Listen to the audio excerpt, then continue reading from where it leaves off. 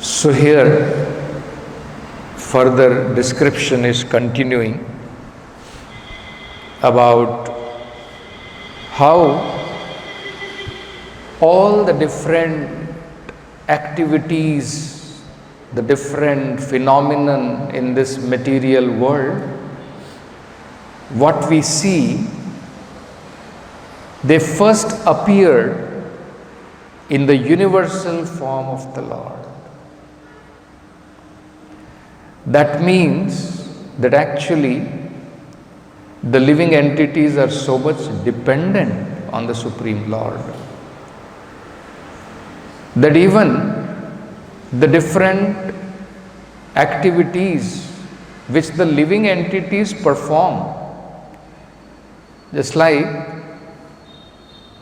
the heart is beating, even that is dependent on the Supreme Lord.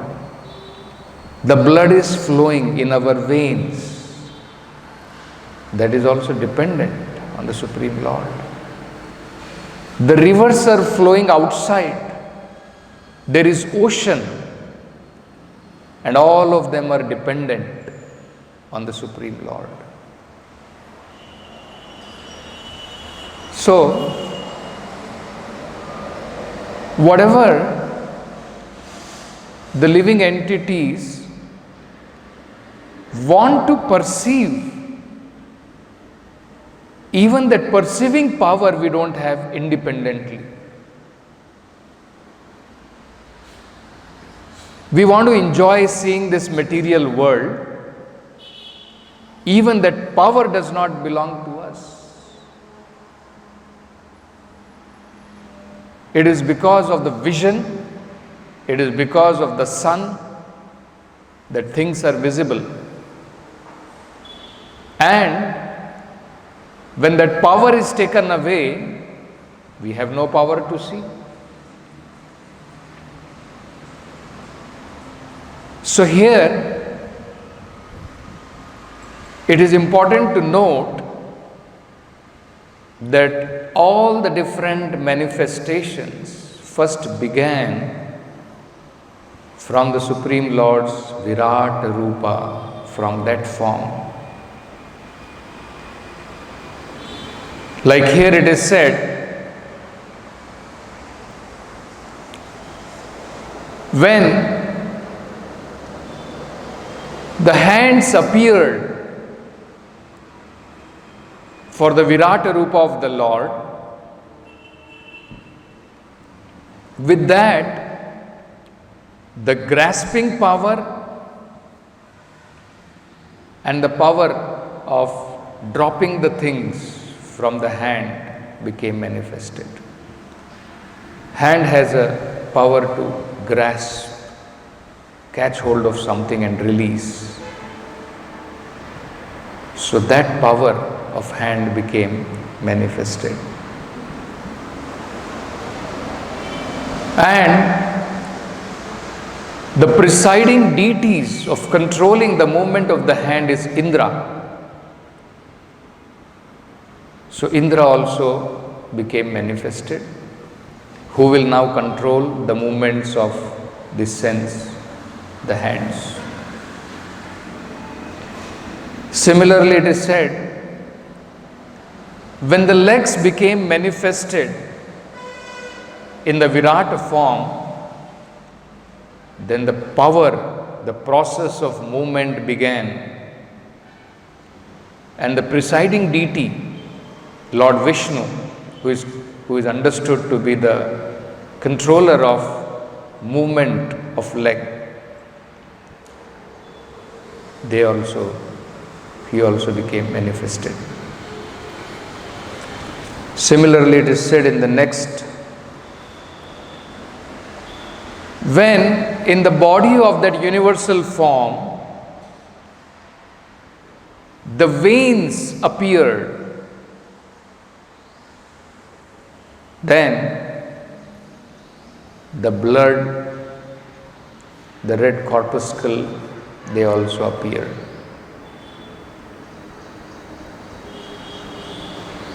Nadi it is called, that's how it is, the word Nadayo asya nirbhyantam. Then tabhya lohitam. Lohitam means blood, veins which carries blood. They became manifested. And simultaneously, nadayas tataha sambhavan. The rivers, they became manifested. That is the presiding deity over the blood, the veins. And after that, stomach appeared. So Prabhupada in the purport explains that blood veins which are there in our body and the rivers which are the controlling deities for the blood veins, they appeared simultaneously and they are related. And it is said in Ayurveda that when one is suffering from problem of nervous instability, then he should take bath by dipping into a flowing river. See how Ayurvedic treatments are very scientific treatments. Because the blood carried in our body is related to the rivers carried in the universal body. When the universal body, in that veins appeared in the form of rivers, then the veins in our body also appeared. The facility to carry blood appeared. So there is an interrelation. So when we have a disorder of nervous system, because nervous system consists of all these things, veins and different nerves. So then one is advised to take bath regularly in flowing river, and then that problem can be solved, it can be addressed.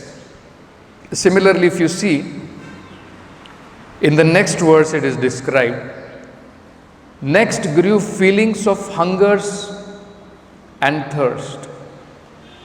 So when the universal form, it manifested hunger and thirst, so then manifestation of oceans. Ocean is considered to be the controlling deity for abdomen, which controls hunger and thirst.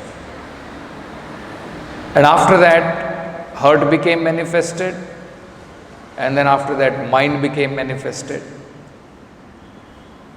So, in purport, again Prabhupada explains, the ocean is considered to be the presiding deity of abdomen. Similarly, just like when there is nervous system, some malfunctioning is happening, then one is advised to take bath in rivers, flowing river. Similarly, when there is irregularity in our thirst and hunger, when you do not have good, digestive power, thirst is not there, hunger is not there.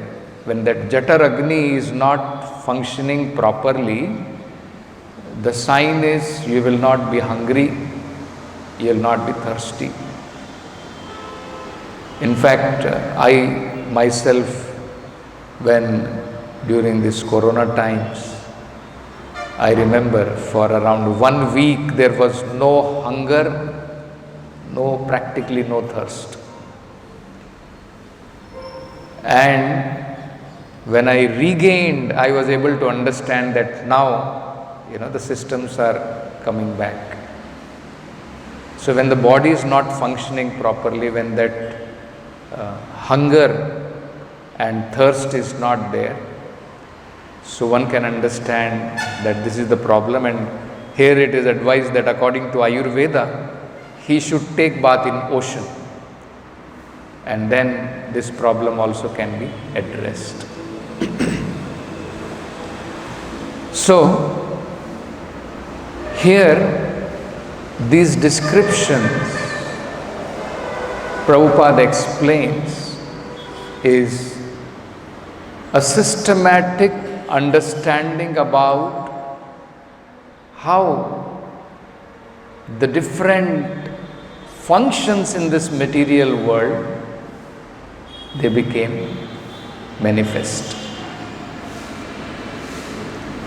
Actually, if we see, one of the very important directions given by Srila Rupa Goswami is always remember Krishna, never forget Krishna. Somehow or other, we have to remember Krishna, we have to put our mind on Krishna and be alert that I don't forget Krishna. Now if we see the condition of minds of the gopis in Vrindavan, they are spontaneously attached to Krishna. Spontaneously, they always remember Krishna, they never forget Krishna. Just like the example is given, when it is daytimes and gopis are not able to get the association of Krishna, they are remembering Krishna in separation. Because in the daytime, it was gopas who would get the association of Krishna. When Krishna would go around with his and calves, so gopis were not able to get association of Krishna. And then when Krishna came back, returned, they would see Krishna returning, and in the night, Krishna would give them a chance to associate. So, it is described in Bhagavatam that even when Krishna was absent, their mind was so spontaneously attached that still they would think of Krishna. That Krishna is walking barefoot, his, very, very soft lotus-like feet, it must be pricked with stones. All those things gopis would be thinking about. So they are spontaneously attached to Krishna. They have come to that platform where their mind does not go anywhere else. Naturally it is attracted to Krishna. That is our original state. That is how the living entities are naturally connected to the Supreme Lord spontaneously. It is just like if anything happens to any part of our body, immediately the mind goes there. Isn't it? It may be leg, it may be just a pinprick in the leg, immediately the mind will go there, the attention will go there. Because that is how the part of the body is connected to the whole body. Similarly, we are all very intimately connected with the Supreme Lord. So, the Supreme Lord, just like if the devotee is thinking of the Supreme Lord always, then the Supreme Lord is always also thinking of his devotees. Ye yatha mam prapadyante tamstate bhajamyaham. Krishna says that. He says, just like the gopis cannot forget me, I cannot forget the gopis. So, we are very intimately connected. Only in our conditional life, this is artificial imposition on our mind, where we are cut off from thinking of Krishna. And because it is unnatural, nothing satisfies us in this material world. We think of our lover, we think of our country, we think of our near one, our dear ones. We think of our cars, our bungalows, our material assets, anything. None of those things satisfy us because we are not connected to them. It is artificial. But what to do? It is covered. So, in this conditional state, the Lord has given us varieties of methods by which to always remember Him and never forget Him.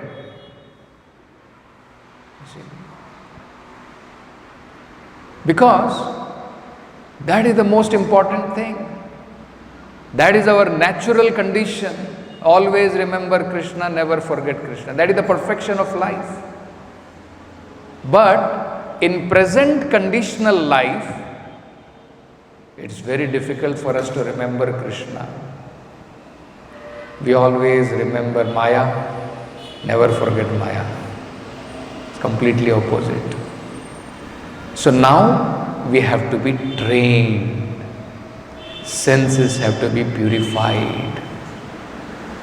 And that is why in sadhana bhakti, this principle of always remember Krishna, never forget Krishna, it is not spontaneous, isn't it? So all these things become very important. Otherwise, for a devotee, for a pure devotee, even seeing the form of Lord Vishnu, it is, the gopis are not attracted even seeing the form of Lord Vishnu.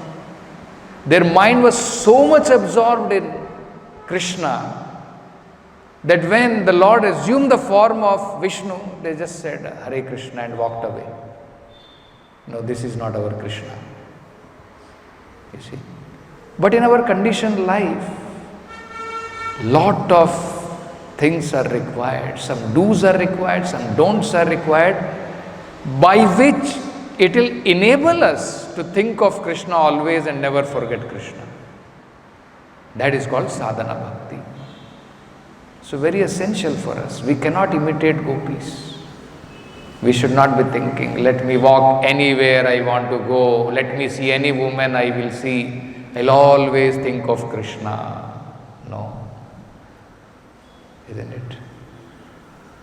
So we have to, certain do's we have to follow, certain don'ts we have to follow. So one of them, as given in Srimad Bhagavatam, is to understand that nothing in this material world is unconnected to the Supreme Lord. When Bali Maharaj, he gave charity, 3 steps charity to Lord Vamana. Lord Vamana expanded his body into universal form, Virata Rupa. There, Bali Maharaj was able to see everything, whatever he had occupied. Because he was thinking, when he was giving charity, he was telling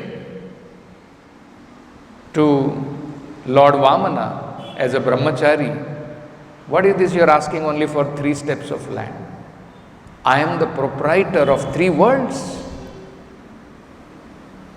3 worlds belong to me. So you can ask me, 1 full dvipa I can give you. You are asking only 3 paces of land. So in his universal form, The Lord showed. Nothing is yours. Where is yours? Where are you proprietor of three worlds? I am already the proprietor of everything. What you have to give me is this misconception. It belonged to me. So you hand it over back to me. Like a thief, you are thinking this is mine. Now you hand it over back. That is the misconception. That is what we have to hand over. Otherwise, everything belongs to him. So there, again that same description appeared. What all Bali Maharaj was able to see. He saw that on the soul of that universal form is that Rasatala, Talatala, Patala. All these lokas are there on the sole of his feet. On the head of the Supreme Lord, in that universal form, all the higher planets are there. And then he saw all these things. He saw ocean are that, the abdomen of the Lord. And the veins in that universal form is the rivers which are flowing. The bones are that mountains. Everything as it is described in Srimad Bhagavatam. The universal form is described. He was able to visualize the whole thing. He was able to see exactly like this. You see? So, this description of the universal form of the Lord, for the neophyte, it is very essential. It is one step ahead of impersonalist understanding. So those who are very much used to material concept of life, who cannot think anything beyond matter, are advised to at least start meditating on the universal form of the Lord. So that that misconception that God has no form will gradually disappear from his understanding. So, this is a very important thing.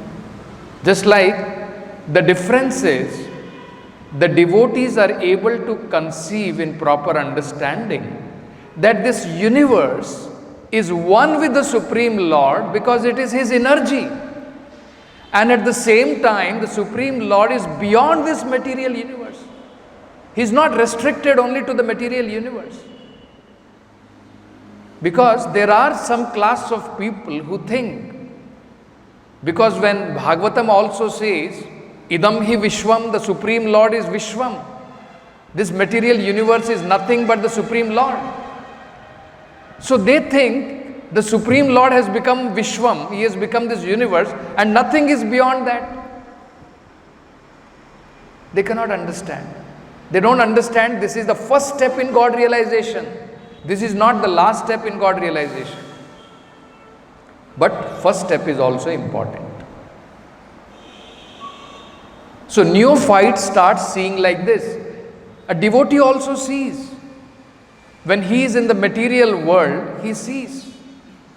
Just like a devotee is able to appreciate the aesthetic sense of the Lord, artistic sense of the Lord. When he sees the beautiful flowers in this material world manifested, he sees how artistic the Supreme Lord is. If we are artists, if we appreciate somebody's art, isn't it? We appreciate how this artistic sense has come. This we can appreciate in the Lord when we see beautiful flowers manifest, when we see beautiful sceneries manifest, when we see the beauty of this material world manifested.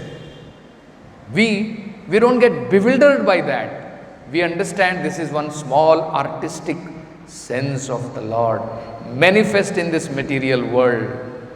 This is how a devotee sees. You see? So this is the difference. Neophyte cannot see beyond this. He sees only universal form of the Lord and he feels that is everything. But a devotee of the Lord, he sees that yes, this is also one of the form of the Lord meant for neophytes. And Of course, a devotee understands very clearly.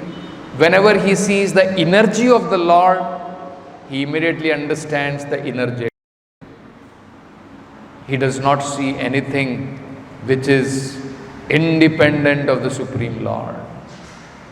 If you see the 4 verses of Srimad Bhagavatam, Chaturshloki Bhagavatam, the Lord has completely summarized the whole thing. Summarized.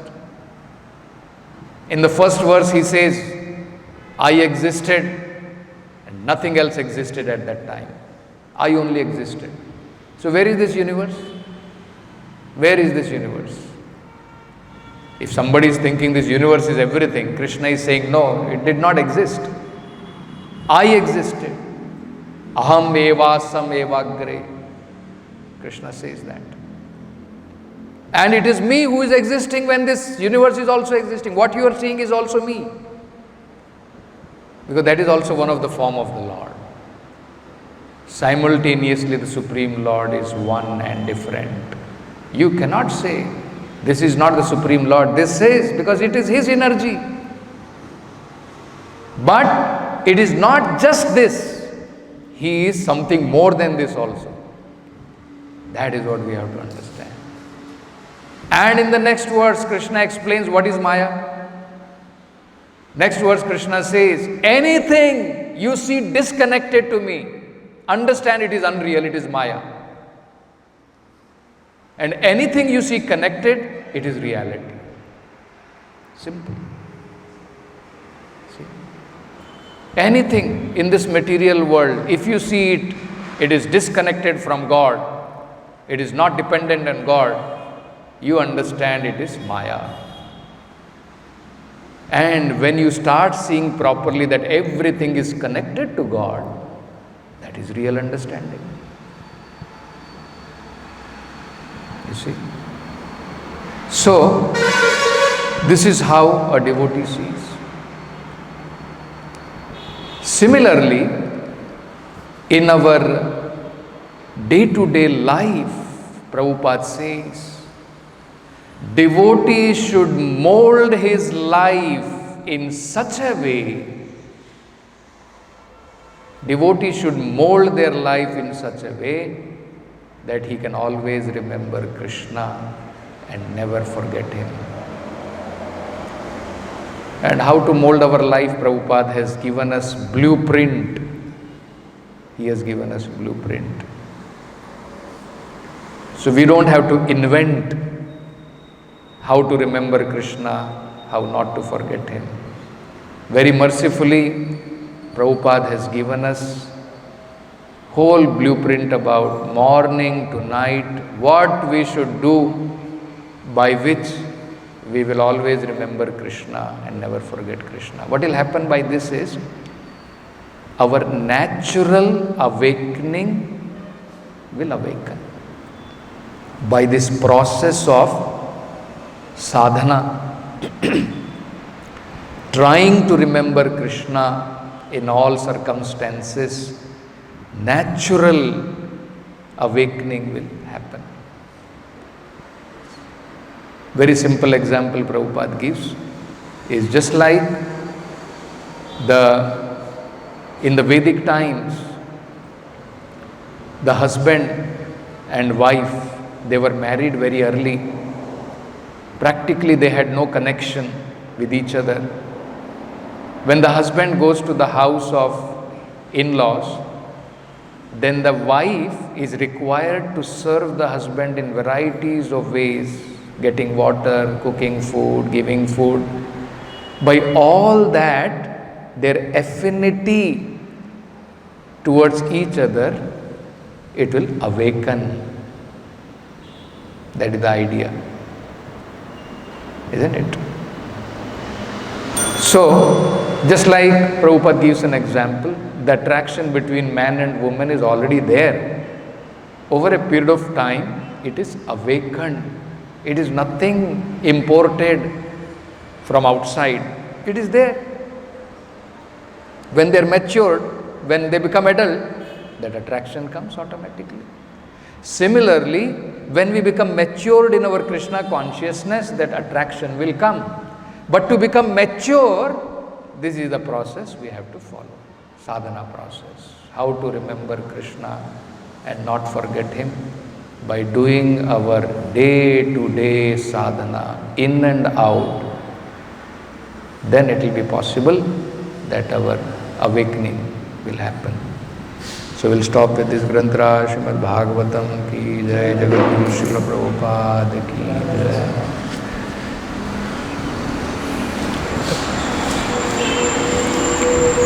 September 13th, today is the 32nd day of Srila Prabhupada's journey on board Jaladuta. Srila Prabhupada wrote in his Jaladuta diary, "Today is the 32nd day of our journey from Calcutta.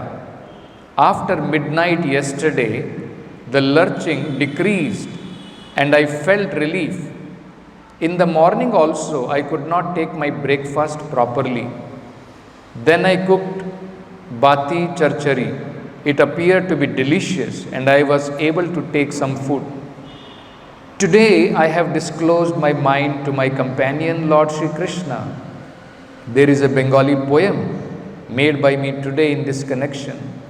At about 11, there is a little lurching. The captain tells that they had never such calmness of the Atlantic. I said it is Lord Krishna's mercy. His wife asked me to come back again with them so that they may have again a calm Atlantic Ocean. If Atlantic would have shown its usual face, perhaps I would have died. But Lord Krishna has taken charge of the ship." The Bengali poem mentioned in the Jaladuta diary was a prayer to Lord Krishna, and it is filled with Srila Prabhupada's devotional confidence in the mission that he had embarked upon on behalf of his spiritual master. English translation of some of the stanzas are as follows. "I emphatically say to you, O brothers, you will obtain your good fortune from the Supreme Lord Krishna only when Srimati Radharani becomes pleased with you." Shri Srimad Bhakti Siddhanta Saraswati Thakur, who is very dear to Lord Gauranga, the son of Mother Sachi, is unparalleled in his service to the Supreme Lord, Sri Krishna. He is that great saintly spiritual master who bestows intense devotion to Krishna at different places throughout the world. By his strong desire, the holy name of Lord Gauranga will spread throughout all the countries of the Western world, in all the cities, towns and villages on the earth. From all the oceans, seas, rivers and streams, everyone will chant the holy name of Krishna. As the vast mercy of Sri Chaitanya Mahaprabhu conquers all direction, a flood of transcendental ecstasy will certainly cover the land. When all the sinful, miserable living entities become happy, the Vaishnava's desire is then fulfilled. Although my Guru Maharaj ordered me to accomplish this mission, I am not worthy or fit to do it. I am very fallen and insignificant. Therefore, O Lord, now I am begging for your mercy so that I may become worthy, for you are the wisest and most experienced of all. Then finally the poem ends. Today, that remembrance of you came to me in a very nice way because I have a great longing. I call to you, I am your eternal servant. And therefore, I desire your association so much. O Lord Krishna, except for you, there is no means of success. Srila Prabhupada ki jai.